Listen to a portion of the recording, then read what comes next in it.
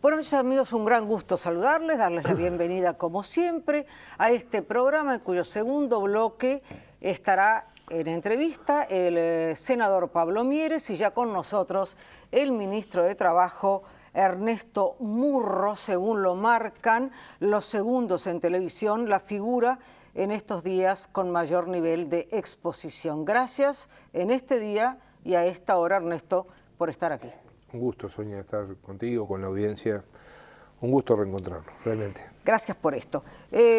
Ernesto, ¿cuánto hay de coherencia entre la idea de izquierda y las medidas de ajuste propuestas por el gobierno? Bueno, yo creo que hay una primera cuestión que es la discusión que propone el presidente de la República en un Consejo de Ministros especial el pasado 17, cuando el presidente dice, bueno, queremos discutir qué gobierno vamos a hacer. Si es solo un gobierno para hacer una buena gestión pública, que eso está bien, hay que hacerlo siempre. Si es un gobierno para seguir en lo que ya estamos, o si es un gobierno para profundizar los cambios. Y él incluso da un paso más, bueno, para avanzar. Allí usa el concepto de revolución que Fidel Castro utilizó en un discurso el 1 de mayo del año 2000. Y dice, bueno, y esto también es para avanzar en caminos al socialismo. Y eso parte de tomar en cuenta la realidad para transformarla. Y yo creo que eso fue una apuesta muy importante del presidente de la República hace 15 días, que bueno, que nos alegró. Yo sentí una caricia para el alma con esa discusión. Podemos equivocarnos, podemos meter la pata, pero creo que es muy bueno que nos estemos planteando profundizar los cambios en el país para seguir mejorando la calidad de vida de la gente, para redistribuir la riqueza, para que el país se desarrolle más. Y creo que es lo que la gente quiere, porque somos un caso raro en el mundo, donde una coalición de izquierdas, con los sectores provenientes de distintos sectores sociales y políticos del país, gobierna con el apoyo mayoritario de la ciudadanía 3 gobiernos. En América Latina eso prácticamente no existe. Ahora, el concepto de la única verdad es la realidad que viene desde Aristóteles, que después vulgariza Juan Domingo Perón. En este caso, la realidad para transformarla, decís vos, en referencia a las palabras del presidente. Y ejemplificás. Y al mismo tiempo se plantean medidas de ajuste. Yo decía, ¿cuánto hay? O te preguntaba, ¿cuánto hay de relacionamiento entre esas dos cosas? Y siempre hay que tener en cuenta esa realidad. O sea, cuando uno se plantea en Uruguay que vamos a continuar profundizando, por ejemplo, en la negociación colectiva, que hoy nos parece algo natural que exista negociación colectiva en Uruguay. Los jóvenes que entraron a trabajar hace 10 años viven la negociación colectiva entre sindicatos y empresas. Pero hace 11 años atrás no había negociación colectiva en Uruguay y no la hubo durante 15 años. Y cuando inauguramos la negociación colectiva en el 2005 se dijo cualquier cosa en este país. Se dijo que el país iba a perder empleo, que iba a perder competitividad, que no iban a venir los inversores, que la gente iba a vivir peor, que iba a aumentar la desocupación, y nada de eso pasó. Pasó todo lo contrario. Y hoy Uruguay es un ejemplo de negociación colectiva que hay que mejorar. Nosotros vivimos en permanente intento de mejora y tratar de mejorar la situación de la gente. Por ejemplo, nosotros queremos extender ahora la negociación colectiva a las intendencias municipales. Solamente 1/3 de las intendencias tiene negociación colectiva más o menos importante, de convenios generales con cosas sustantivas. Hay una docena de acuerdos en intendencias, pero a veces cosas muy puntuales. Y los trabajadores municipales tienen un derecho a la negociación colectiva. Y bueno, vamos a trabajar en eso. Y hay que ver la mejora de la negociación colectiva en una serie de institutos paraestatales que funcionan, digamos, medio público, medio privados, y que eso falta, y hay que mejorarlo. Uruguay es ejemplo en el mundo de negociación colectiva para las trabajadoras domésticas. Uruguay es ejemplo en América Latina de negociación en el sector público.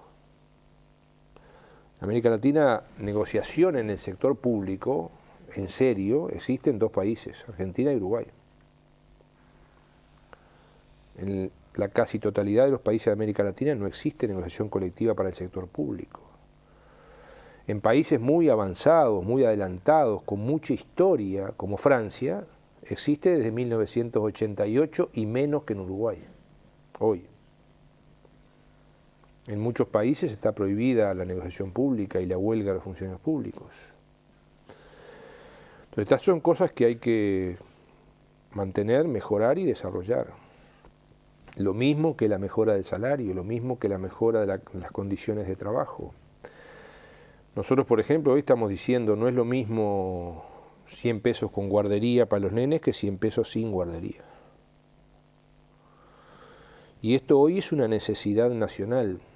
Hace 20 años no, porque hace 20 años era más común que las mujeres no trabajaran tanto como ahora, era más común que las mujeres tenían que hacer cargo de esas cosas,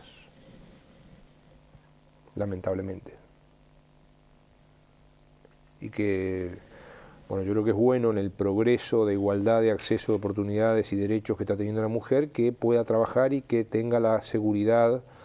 Una trabajadora doméstica del cerro que tiene que ir a trabajar a Pocitos, viajando 1 hora para ir y 1 hora para venir, y que tiene 3 hijos y los atiende sola, cuando va a trabajar a Pocitos, que tenga la seguridad que sus 3 hijos están cuidados. O una profesional que vive en Pocitos y tiene que ir a trabajar a la zona franca de Camino Maldonado, kilómetro 18, tenga la seguridad que sus hijos o sus personas con discapacidad de su familia o sus queridos viejos estén bien cuidados. Y para eso es necesario el sistema de cuidados. Y esta es una reforma revolucionaria. El Sistema Nacional de Cuidados es una reforma revolucionaria. Uruguay es el único país de América Latina que se lo está planteando, y de los pocos del mundo. Y vamos a trabajar hacia ver cómo atendemos a la población más necesitada de cuidados. Esto lo está liderando el Ministerio de Desarrollo Social. Pero también cómo se atienden otras poblaciones que necesitan cuidado, acompañamiento, asistentes personales cuando tienen discapacidad severa. Bueno, y eso es ir profundizando los cambios. Los sindicatos salieron duro. ¿Puede tener esto relación con la parte de mi primera pregunta en cuanto a medidas de ajuste del gobierno? Yo creo que la primera buena noticia, Sonia, es que hay negociación colectiva. Una reunión como la que hubo ayer en el Ministerio de Trabajo, la existe en muy pocas partes del mundo. Donde están los empresarios, los trabajadores y el gobierno, donde el gobierno va y presenta sus propuestas. Y bueno, hubo una reacción del PIT-CNT, los empresarios no emitieron opinión, contrariamente a lo que están diciendo algunos medios de prensa que tienen ciertos intereses en señalarlo. Los empresarios no han emitido opinión hasta el momento sobre los lineamientos del gobierno. El PIT-CNT planteó algunos cuestionamientos. Quedamos en que esos cuestionamientos que planteó el PIT-CNT van a ser contestados detalladamente por parte del gobierno para la próxima sesión, que ya la fijamos para el 8 de julio. ¿De qué, una semana? Una semana. El PIT-CNT pidió que entre tanto no se convocaran los grupos y subgrupos que íbamos a convocar esta semana, que son los 52 grupos y subgrupos que debían funcionar, y bueno, atendiendo a ese planteo del PIT-CNT de que querían tener respuestas del gobierno en cuanto a sus críticas a estos lineamientos, vamos a darle las respuestas correspondientes y vamos a seguir dialogando como corresponde. Señalaste ayer, miraba el informativo de este canal y te escuchaba cuando hablaste con los medios y señalaste, aunque sea brevemente esta referencia, que se había producido un hecho histórico porque el tratamiento de los temas de tu cartera se había dado en medio del Consejo de Ministros. Es decir, se había negociado durante 2 meses o trabajado durante 2 meses con Economía, sí, ¿verdad? Pero que esto se había dado en discusión con el Consejo de Ministros por primera vez. Y yo creo que esto es muy importante, Sonia. Primero quiero destacar el muy buen trabajo que hizo el equipo de nuestro ministerio y el equipo del Ministerio de Economía y Finanzas durante 2 meses, discutiendo, analizando, estudiando cómo llegar a los lineamientos que se han propuesto. Y creo que es muy importante también que esto lo haya considerado el Consejo de Ministros y aprobado el Consejo de Ministros. Creo que esto es un cambio que el presidente Vázquez viene instaurando y yo soy hincha de eso. El trabajo en equipo, el trabajo interdisciplinario, el diálogo permanente. Ayer alguien podría haber dicho, bueno, como el PIT-CNT rechaza los lineamientos del gobierno, nos vamos. No. El PIT-CNT rechaza los lineamientos del gobierno, vamos a estudiar los planteos del PIT-CNT y vamos a volver a conversar. Esto es la democracia, esto es el diálogo. Cuando los empresarios denunciaron a Uruguay en la OIT, ¿qué hicimos cuando subimos nosotros ahora al gobierno? Llamamos a los empresarios y dijimos, miren, en vez de hacer la denuncia en la OIT, ¿por qué no conversamos acá en Uruguay? Por la queja que ustedes hicieron en la OIT. Uruguay no merece estar denunciado en la OIT junto con países de trabajo esclavo, de trabajo forzoso, donde no hay derechos laborales, donde no hay libertad sindical. Bueno, estamos discutiendo en Uruguay. Y hubo un acuerdo tripartito firmado el 19 de marzo en la Presidencia de la República con las cámaras empresariales, el PIT-CNT y el gobierno, y estamos estudiando ese reclamo empresarial. Pongo estos 2 ejemplos, uno de un lado y uno del otro, que los queremos resolver con diálogo.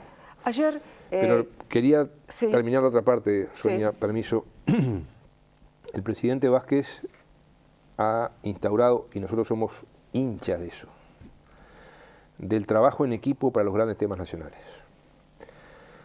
A nosotros nos ha tocado participar en alguno de esos equipos, otros ministros en otros, pero por ejemplo, un gran tema como es este, de los lineamientos para la negociación colectiva del sector privado, la discusión en el Consejo de Ministros.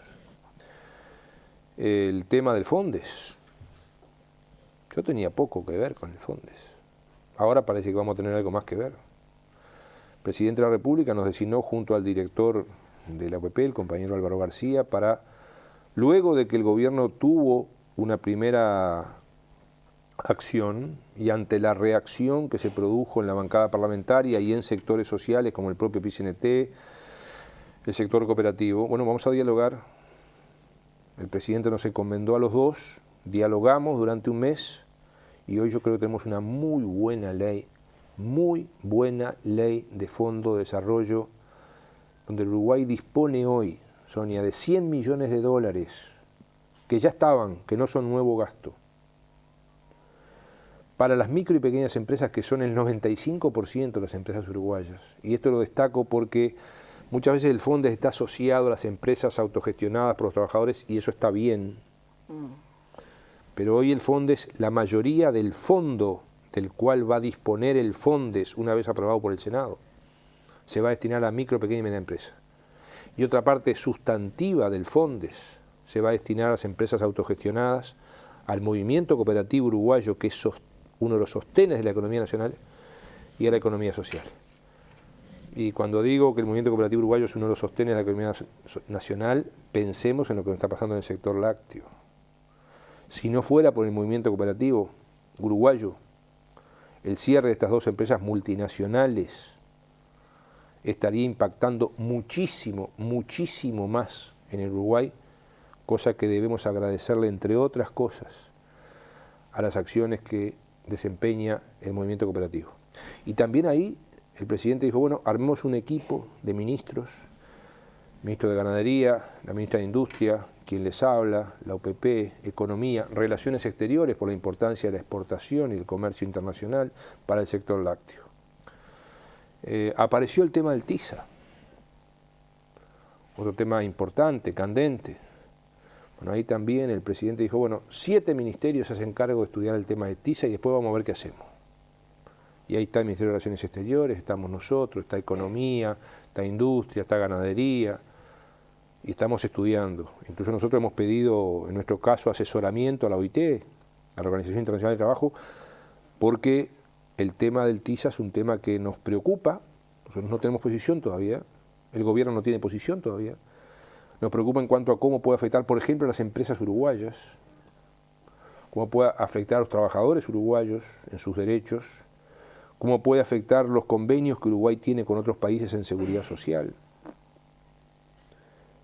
Y creo que este mecanismo del presidente de crear equipos multidisciplinarios, interministeriales, para analizar los grandes temas nacionales, bueno, creo que eso es parte de las cosas importantes que se están haciendo en el país y que están generando además una dinámica de discusión fructífera para adelante. Me parece interesante, además, si hablo de casa, porque el tema del TISA estuvo en debate aquí y el miércoles pasado los diputados Goñi y Sánchez, presidente de la Cámara, en este momento discutían el tema del FONDES, comisiones investigadoras, etcétera. Y el tema del trabajo en equipo. Vuelvo justamente a ese tema de trabajo en equipo, porque en la instancia de ayer, como en la de hoy, como en la de esta semana hasta el próximo miércoles, ese Consejo de Ministros continúa funcionando como equipo. Sin duda. Bueno, entonces, ¿hay ajustes diferenciados para públicos y privados? Los lineamientos para el sector público se empiezan a conversar esta semana entre el Ministerio de Economía y Finanzas, el Ministerio de Trabajo y Seguridad Social, y también serán elevados a consideración del Consejo de Ministros y estarán relacionados con la discusión del presupuesto. Ahora, hay quienes entienden, y a ver la posición del ministro, que los ajustes enlentecen el consumo primero, luego generan recesión y siempre golpean más a los más débiles. ¿Pero qué ajustes? Porque ahí puede haber distintos tipos de ajustes. A ver. Acá, si estamos hablando de los lineamientos para la negociación colectiva en salarios, se está dando aumentos diferenciales mayores para los salarios más bajos, se está garantizando el mantenimiento del poder de compra del salario actual y buscando su crecimiento por posibilidades de recuperación. Se está promoviendo algo que el país necesita, que es los incentivos por productividad. Uruguay necesita mejorar su productividad. Yo creo que en los lineamientos hay un avance importante en cuanto a establecer, por ejemplo, que puede haber acuerdos de productividad por empresa, por conjunto de empresas o por ramas de actividad. Por ejemplo, el sector metalúrgico podría acordar una productividad por rama. Un conjunto de empresas que una arranca produciendo choclos y la otra termina exportando una lata de maíz envasado, podría ser una cadena de valor que acordara un incremento de productividad. Creo que hay distintos mecanismos que se plantean en esto. Y Uruguay hoy se ubica, por ejemplo, Sonia, el salario mínimo nacional hoy está en $400 prácticamente. Y es de los más altos de América Latina. Pero además es el país donde menos gente gana el salario mínimo, porque la mayoría de la gente gana más del salario mínimo. Hay países donde el salario mínimo es una aspiración de las centrales sindicales para llegar a él. Acá es una base. Entonces creo que hay una serie de cuestiones que en este aspecto conviene destacar y que vamos a seguir conversando. El diálogo está abierto. El tema que te voy a plantear tiene que ver con la distribución, con la equidad, con asuntos que desde hace años, y vos desde el BPS también manejaste en entrevista conmigo. Escuchaba a Fernando Pereira decir, un maestro gana 18.000 pesos, no alcanza si se quiere educación de calidad. Entonces se puede decir, bueno, en esta época hubo un aumento del salario real del 50%.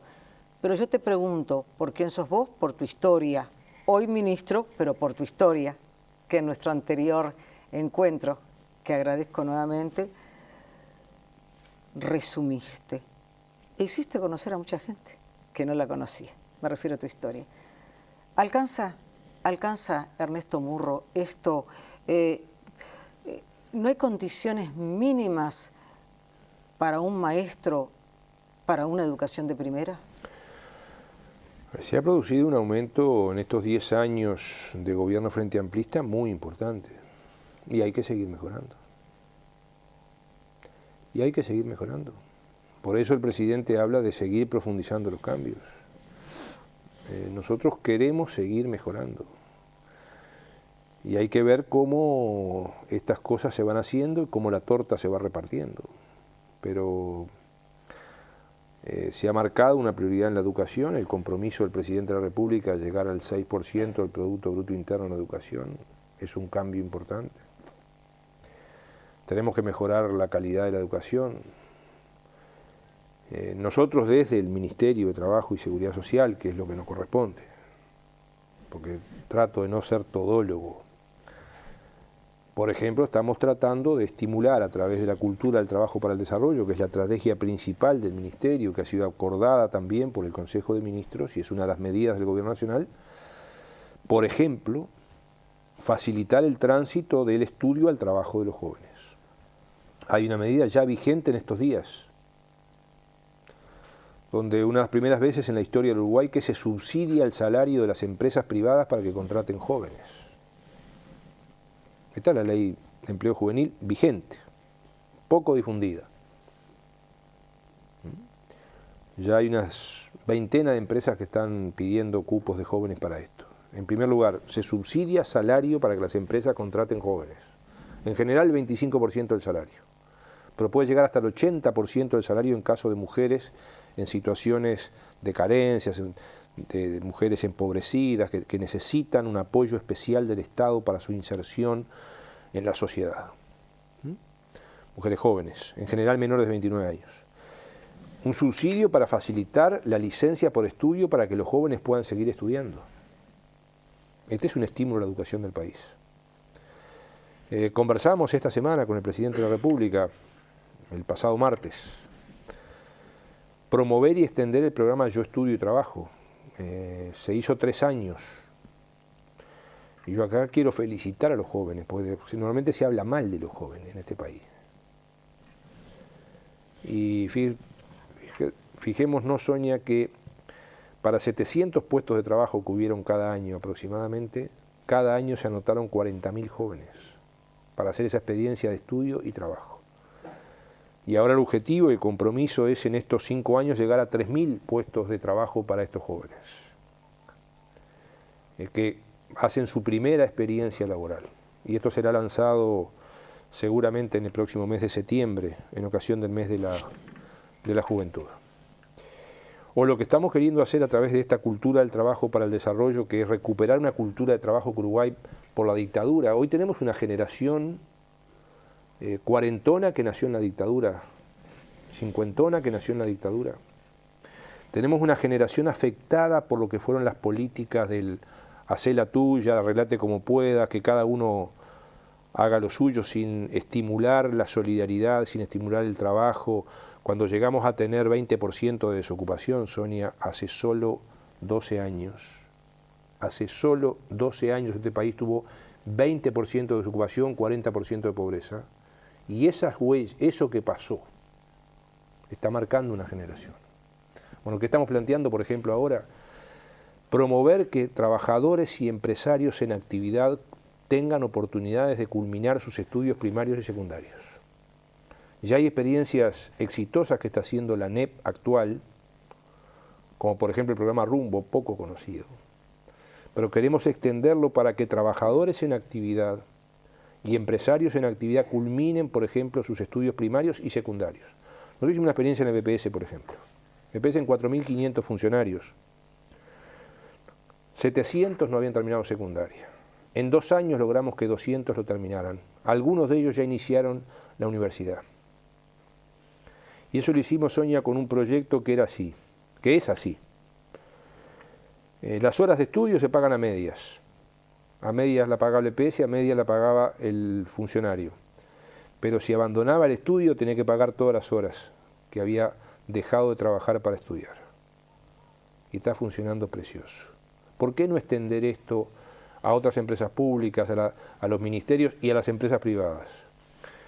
En unas reuniones que estuvimos preparando esto, un importante empresario del Uruguay, de la Cámara Mercantil, nos decía, ¿y por qué no enseñar inglés a los trabajadores en actividad en aquellos sectores que necesitan inglés para el desarrollo y la mejor atención de sus clientes? ¿Y por qué no?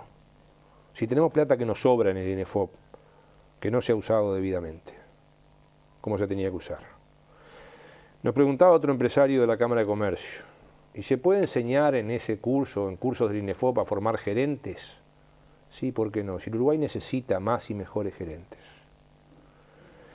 ¿Por qué no, me decía una periodista, Sonia, connotada periodista como tú? Yo soy periodista, pero no tengo título de periodista. ¿Cómo puedo hacer para acreditar que yo soy periodista? Eso es un reconocimiento a la gente, pero además es una forma de que la gente mejore en su carrera laboral. Entonces, todas estas cosas se pueden ir haciendo. El INEFOP tiene 90 millones de dólares.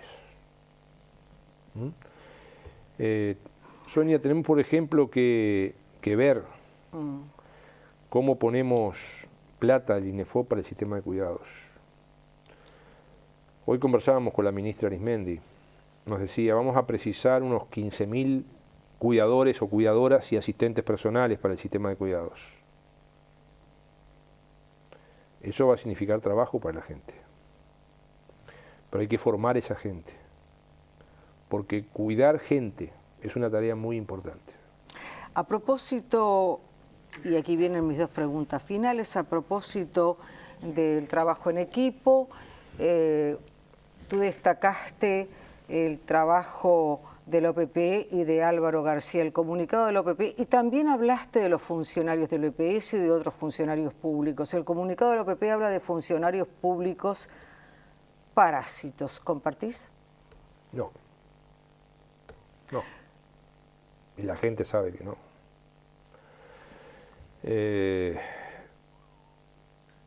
Nosotros, yo tengo una experiencia de 23 años en el EPS, Sonia. Como director por los trabajadores y 10 de ellos como presidente. Yo creo que se terminó el tiempo de criticar a los funcionarios públicos. Es el tiempo de encontrar las motivaciones y las condiciones para que brinden el servicio al Estado que son capaces de brindar. Porque a veces tenemos la costumbre de criticarlos. Incluso a veces criticarlos desde los mandos superiores de gobierno. Pero después cuando hay un lío, porque ahora por ejemplo cuando tenemos el conflicto lácteo en el mundo, porque la leche en el mundo bajó de $4.000 a 2.000, y porque nos enteramos en la prensa de que Nueva Zelanda modificó el valor de su moneda para salvar a los tamberos neozelandeses. ¿Y por qué el Estado no hace algo acá? Y el Estado, entre otras cosas, está integrado por esos trabajadores públicos. Yo creo que hay que donde hay, como en todas las cosas de la vida, Sonia, buenos, regulares y malos. Ahora, no estigmatizar y ver cómo generamos condiciones para eso. Para eso, esta estrategia de cultura del trabajo para el desarrollo, que significa la formación profesional permanente, la capacitación permanente, es responsabilidad de quienes gobernamos también. Nosotros tenemos que tratar de que los trabajadores públicos sean cada vez mejores. Los gobernantes tenemos que ser cada vez mejores, los empresarios tienen que ser cada vez mejores y también los trabajadores de la actividad privada. Porque, por ejemplo, cuando tenemos un problema de ausentismo, muchas veces ya no faltan porque... yo creo que también hay que ver cómo se estimula. Yo hace pocos días vi un aviso en los diarios de la zona franca esta de Camino Maldonado, kilómetro 18, la zona franca más importante del país. ¿Sabe qué decía el aviso, Sonia? ¿Y por qué no llevar la guitarra al trabajo? Lo decía una importantísima empresa privada del Uruguay. ¿Por qué no dejar que se lleve la guitarra al trabajo? Ahora, si vemos un funcionario público tocando la guitarra en el trabajo, no sabemos el lío que se arma, ¿no? Sale en la tapa de todos los diarios. Ahora, sin embargo, esta importante empresa utiliza ese estímulo para motivar a sus trabajadores a un mejor rendimiento en su trabajo. Entonces, yo creo que también tenemos en esto que revolucionarnos la cabeza y ver cómo podemos ayudar todos a mejorar. Gracias, empezando por nosotros mismos, ¿eh? Y cuando nos equivocamos, que la gente critique y se movilice. Pero cuando precisemos apoyo para tratar de seguir cambiando las cosas, que también estén del lado que tienen que estar. Gracias por haber estado. Gracias, Sonia. Muchas gracias a la audiencia. En instantes, el senador Pablo Mieres.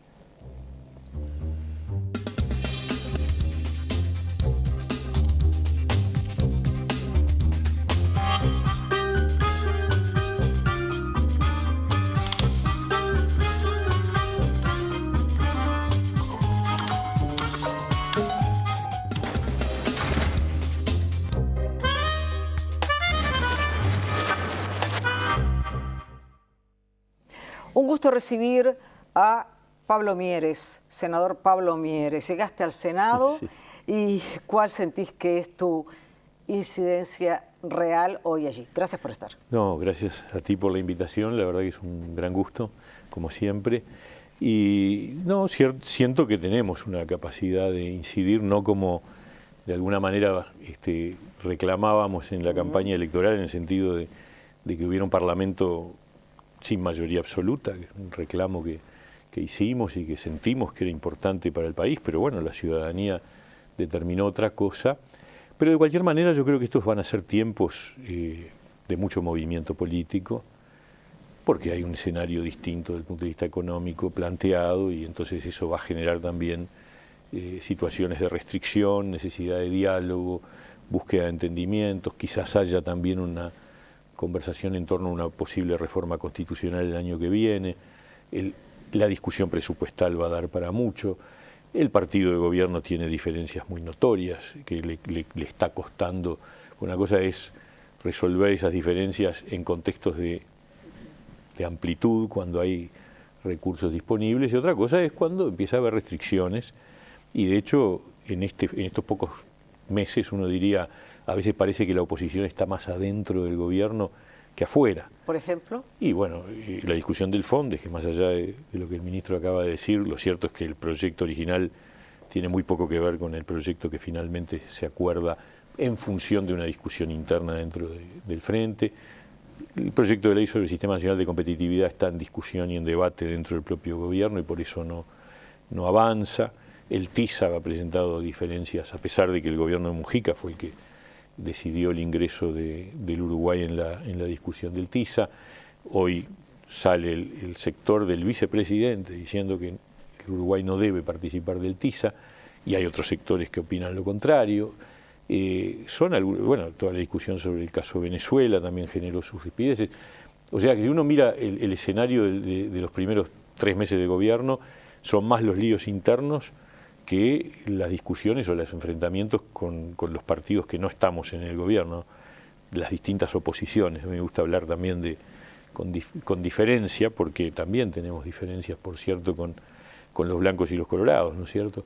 Pero entonces es un adelanto de que va a haber muchas oportunidades de incidir desde un partido como el Partido Independiente, un partido socialdemócrata, un partido con preocupaciones sociales. Nosotros apoyamos con fuerza, con calor, el Sistema Nacional de Cuidados. Nos parece que ese es un camino indispensable, necesario para desarrollar la matriz del bienestar social, y nos parece que ahí hay una línea de sintonía con el gobierno, y otros lugares, otras cosas que no, pero me parece que va a haber tiempos de mucha dinámica y donde cada aporte va a ser significativo, ¿no? Ahora, Pablo, ¿en qué está, recién hablábamos también con el ministro, en qué está la educación y dónde debería llegar? Porque estoy pensando en algunos datos. El 6% planteado por Vázquez, Fernando Filgueira, tú lo conoces sobradamente como subsecretario, movilizaciones muy fuertes de los gremios. Por primera vez, más del 50% de los estudiantes universitarios tienen padres o sus padres que no son universitarios. El año pasado iniciaron secundaria 6 de cada 10 niños que nacieron bajo la línea de pobreza. Con toda esta serie de elementos, ¿en qué está para Pablo Mieres la educación y dónde debería estar? Bueno, tú sabes que para mí es el principal tema, el principal problema que tiene el país, y sé de tu preocupación también, obviamente, en el tema. Y yo la verdad que así como debo reconocer que en materia de política internacional ha habido notorios cambios en la política, totalmente compartibles de parte nuestra, que he visto reacciones claras en materia de una política de infraestructura que va en la dirección correcta de recuperar un atraso, un rezago brutal en materia de infraestructura. Y noto que, por ejemplo, cosas que quedaron como un bolsón guardado, el INEFOP, que estaba destinado a capacitar trabajadores, y se fue guardando la plata, y tenemos 90 millones acumulados, recién lo decía el ministro, y bueno, ahora parece que va a haber actividad, y yo reconozco esas cosas, y el Sistema Nacional de Cuidados que recién mencionaba, pero del otro lado del mostrador, o en el otro platillo de la balanza, está la educación. Yo, la verdad, lo que siento es que estamos 10 años atrás. Es decir, ¿a qué me quiero referir? Hace 10 años se discutía por el 4,5, ahora por el 6. Son discusiones nominalistas.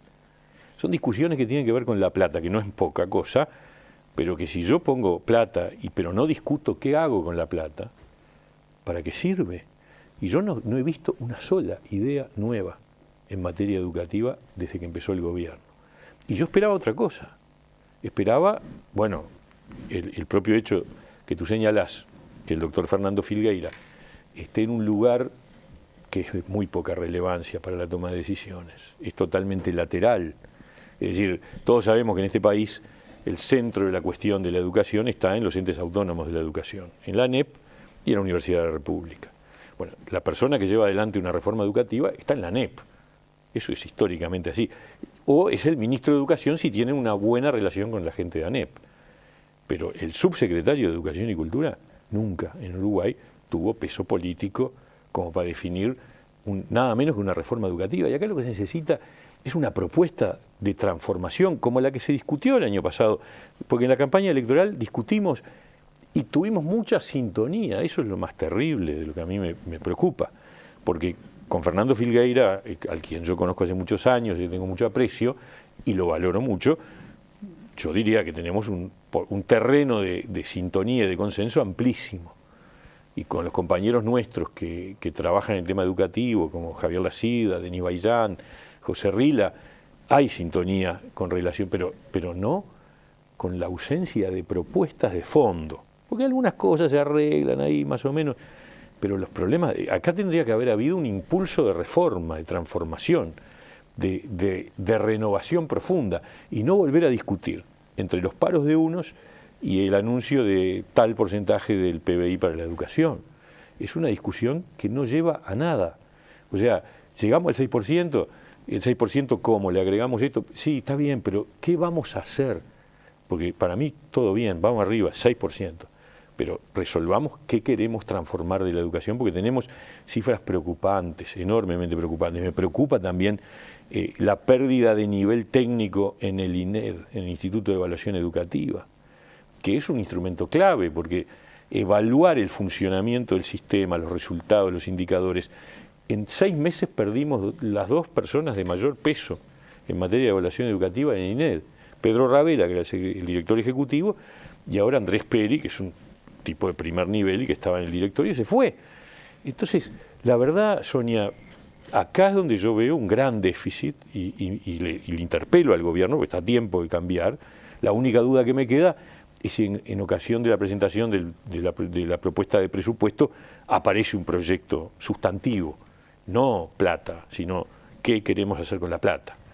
En otro plano, te has preocupado por la publicidad pública, porque las empresas no hicieran publicidad, y esto prende muy fuertemente en la gente, pero ¿vos negás la publicidad como una herramienta legítima de un gobierno y de la ciudadanía? No, al contrario, yo creo que, yo creo que hay que distinguir. Sí. Las empresas públicas actúan algunas en régimen de monopolio y otras en régimen de competencia. E incluso algunas empresas tienen áreas que son monopólicas y áreas de competencia. Yo creo que las empresas que compiten tienen que tener los instrumentos, y la publicidad es uno de ellos, para disputar el mercado, porque si no, pierden y quedan fuera del mercado, y eso no es lógico para una empresa, sea pública o privada, pero en particular también la pública. Ahora, una empresa monopólica que desarrolle una estrategia publicitaria intensa, otra cosa es comunicar. Yo creo que son 2 cosas distintas. La construcción de la comunicación corporativa siempre es una dimensión que debe estar presente en la estrategia de una empresa pública, de cualquier empresa. Pero otra cosa es la publicidad y el gasto, el nivel del gasto. Yo creo que las empresas monopólicas no deberían emitir publicidad, deberían sí informar a la población sobre las novedades, sobre los cambios, etcétera. Y lo que sí creo es que las empresas públicas en campaña electoral no deberían hacer publicidad en los 30 días previos a las elecciones, 45 días de pronto, porque inevitablemente terminan en lo que ya sabemos que pasa, que hay una propaganda a favor del gobierno. Y esto lo digo con independencia del color político, porque esta vez en la elección nacional el gobierno era del Frente Amplio, pero en las elecciones departamentales había gobiernos de 3 partidos, y los 3 gobiernos departamentales hicieron publicidad preelectoral para mayo de los 3 partidos, digamos, que tenían gobiernos departamentales, y hicieron publicidad para mayo de manera que yo creo que no es correcta, ¿no? Ahora, ¿quién a tu juicio debe definir la calidad y la pertinencia de la publicidad? No, la calidad y la pertinencia es una tarea profesional que no debemos, no se puede establecer un seguimiento de eso. Yo digo que tiene que haber criterios generales. Lo mismo que yo creo que hay otra zona, Sonia, que algún día tendremos que discutir también, que es si las empresas públicas, que tienen que ser socialmente responsables, como en cualquier empresa, pero que sí tienen que gastar en apoyo a la comunidad. Yo creo que no. Las donaciones numerosísimas, que muchas veces están atadas al origen territorial de sus directores. Bolsa de Portland, esto, aquello. ¿Tiene sentido? Si las políticas sociales, ¿cuáles son las políticas sociales de las empresas públicas? Las que hace el Estado, a través del aparato del Estado. Si una empresa pública se pone a hacer donaciones y a trabajar en el territorio, ¿hasta qué punto tiene legitimidad eso? Hay que rediscutir. Ahora que tenemos este problema enorme de la crisis de ANCAP, esta situación de un déficit brutal que realmente es sorprendente y que impacta, sobre todo porque además ocurre en un periodo en donde al revés, el país iba para adelante y nos encontramos con que una de las empresas principales, si no es la principal del país, resulta que si tuviéramos criterios de empresa privada, no digo que esté quebrada, pero está en una situación muy débil, muy dificultosa, tenemos que rediscutir las reglas de juego de las empresas públicas. Tienen mucho peso en el país y no está mal que lo tengan, pero ¿por qué no las sometemos a un nivel de exigencia como por ejemplo podría ser que una parte de sus acciones estuvieran cotizando en bolsa y que los ciudadanos pudieran comprar acciones, una parte minoritaria? ¿Pero eso qué obligaría? Obligaría a un autocontrol de la propia empresa, porque tendría que hacer presentaciones ante sus accionistas, tendría que dar cuenta de sus inversiones, de sus resultados, el tema publicitario sin duda, el tema de las donaciones también, los compromisos de gestión que Conrado Ramos ha planteado y reclamado con buen criterio. Yo hace un mes y medio hice, creo que fueron 7 pedidos de informes a los ministerios correspondientes para que los transfirieran a las empresas públicas para saber de qué manera se eligen los gerentes en esas empresas. Si se eligen por confianza política, si son a concurso, si ese concurso es abierto o cerrado. Todavía no tengo una sola respuesta, de ninguna. Pero yo quiero saber, porque tener un directorio político me parece bien. Que ese directorio político de pronto elija un gerente general con confianza política, ok. Pero las demás gerencias, ¿por qué no son profesionales? ¿Por qué no se eligen por concurso? ¿Se eligen por concurso? ¿Cuántas? ¿Cuántas por concurso? ¿Cuántas a dedo? Yo creo que estas cosas hacen a la calidad, porque, repito, las empresas públicas son muy importantes, porque pesan mucho en la economía, porque ayudan a financiar al propio Estado, sin duda, y porque además pesan en la competitividad del aparato productivo, porque son las que suministran los insumos principales que luego permiten el desarrollo de la producción. Si una empresa privada exportadora tiene su ecuación de costos está fuertemente impactado por las tarifas de las empresas públicas. Pablo, el tiempo, los pocos minutos que nos quedan y la importancia que tú le das a la comunicación y que obviamente yo le doy a la comunicación, sí, claro. Creo que estás diciéndole a las personas lo que significa tu pensamiento, estás comunicando. Y estás comunicando en un espacio público, sí, claro. ¿Verdad? En un canal público. ¿Qué opinión te merece que los canales privados, según la nueva ley, tengan que pagar unos 259.000 pesos mensuales, 259.000 pesos mensuales por uso de la frecuencia? Yo creo que, eso refiere a la ley de medios. No, claro, te doy un ejemplo. Sí. Este espacio de 50 minutos en este canal cuesta 35.000 pesos. Está bien. Yo lo que creo es que tiene que haber un canon, porque el uso de la frecuencia implica una contrapartida, es un beneficio que los concesionarios tienen.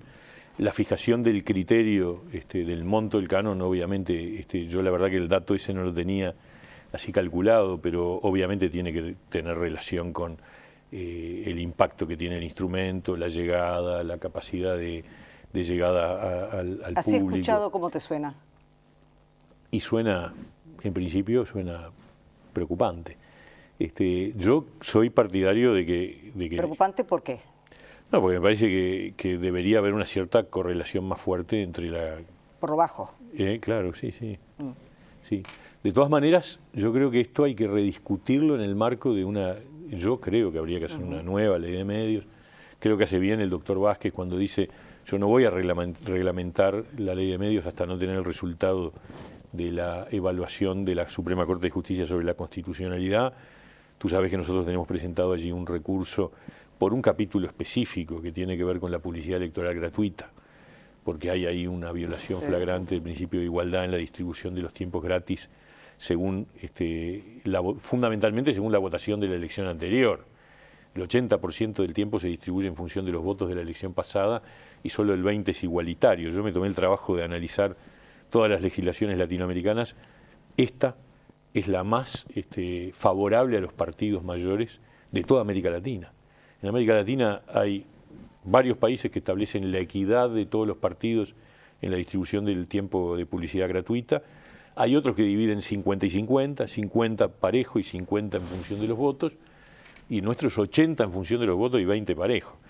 Y no hay otra. Creo que México dice 70-30, pero no llega a 80-20. O sea que nosotros reclamamos por inconstitucionalidad, y sé que los medios han reclamado también por otros aspectos que nosotros no podíamos reclamar, pero yo creo que la ley de medios es demasiado exacerbada en cantidad de artículos. Pero, volviendo al comienzo de tu pregunta, que tiene que haber una ley que establezca procedimientos objetivos y claros para la concesión y asignación de frecuencias y para la renovación, y que haya plazos para la renovación, y que tiene que haber cánones razonables que paguen quienes tienen las concesiones, yo no tengo ninguna duda. Entonces, finalmente, mi pregunta es, porque educación, comunicación, política, polis, ¿verdad?, va todo de la mano. ¿Qué opinión te merece la forma de financiamiento y el presupuesto asignado a la televisión pública? Les digo porque, ustedes pueden saberlo o no, pero el senador Mieres lo sabe,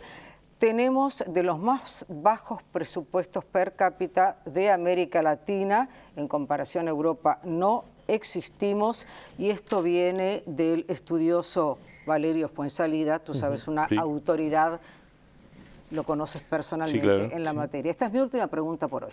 No, yo creo que estas son de las cosas que nosotros estamos muy atrasados en el sector público, ¿no es verdad?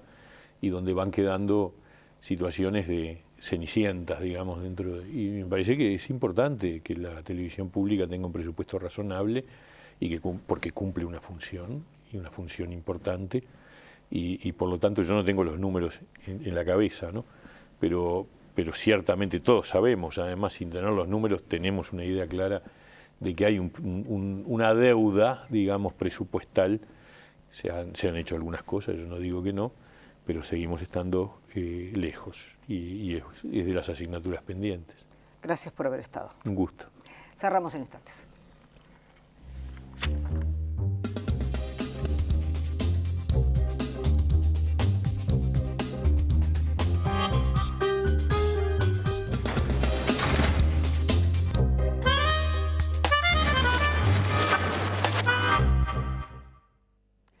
Con el ministro Ernesto Murro, con el senador Pablo Mieres, hemos compartido esta hora de comunicación. Les deseo a ustedes una buena semana. Nos reencontramos el próximo miércoles. Chao.